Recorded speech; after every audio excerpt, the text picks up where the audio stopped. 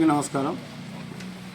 ఈరోజు మధ్యాహ్నం 12:30 గంటలకు కదిరి తాలూకా సర్కిల్ ఇన్స్పెక్టర్ నాగేంద్ర గారు ఎన్పీకుంట ఎస్ఐ కృష్ణమూర్తి గారికి రాబడిన సమాచారం మేరకు కదిరి రాయచోటి రోడ్లో కొత్త రోడ్డు క్రాస్ వద్ద కొంతమంది దొంగలు ఎన్పీకుంట మండలంలో ఎన్పీకుంట గ్రామంలో చేసిన నేరాల్లో దొంగలు అక్కడ ఉండాలని రాబడిన సమాచారం మేరకు అక్కడికి పోయారు. అక్కడ పోతే పోలీసు వారిని చూసి పారిపోవడానికి వాళ్ళు ప్రయత్నం చేశారు. పోలీసు వారు వారిని చుట్టుముట్టి పట్టుకోగా వారిలో ఇద్దరు దొరికినారు. వారి పేర్లు ఆవుల మల్లికార్జున, ఆవుల రవి.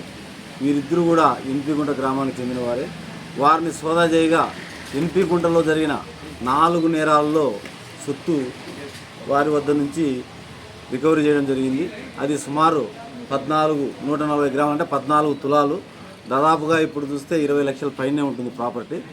ఆ పాత 4 కేసుల్లోని ప్రాపర్టీ ఈ ఆవుల మల్లికార్జున, ఆవుల రవి వద్ద నుంచి స్వాధీనం చేసుకోవడం జరిగింది.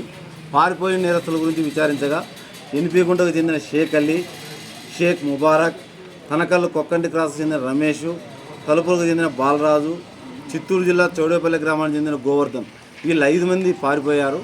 పారిపోయిన వారిని కూడా తొందరలో పట్టుకొని ఈ కేసులో వారిని కూడా అరెస్ట్ చూపించడం జరుగుతుంది. ప్రధానంగా దొంగతనాల కేసులో రికవరీ చేసినందుకు గాను మా జిల్లా ఎస్పీ గారు ఈ సిఐ గారిని మరియు ఎస్ఐ గారిని అభినందించడం జరిగింది.